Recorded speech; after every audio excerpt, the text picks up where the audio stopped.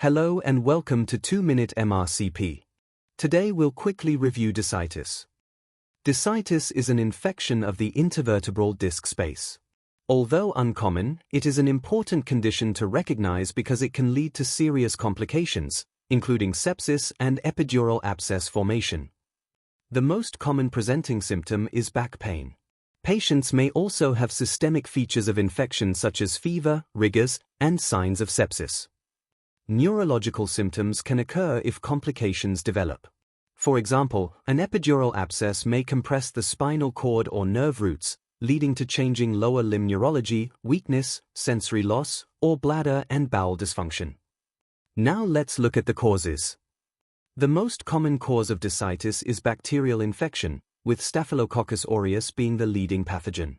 Other causes include viral infections, tuberculosis, and aseptic inflammatory conditions. When Discitis is suspected, MRI is the investigation of choice because it has the highest sensitivity for detecting infection within the disc space and surrounding structures. In some cases, a CT-guided biopsy is required. This helps identify the causative organism and guides antimicrobial treatment. Treatment typically involves 6 to 8 weeks of intravenous antibiotics.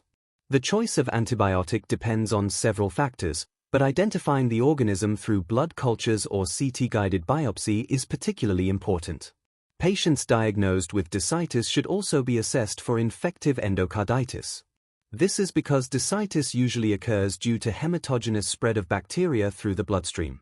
If bacteremia has occurred, infection may also have seeded elsewhere, including the heart valves.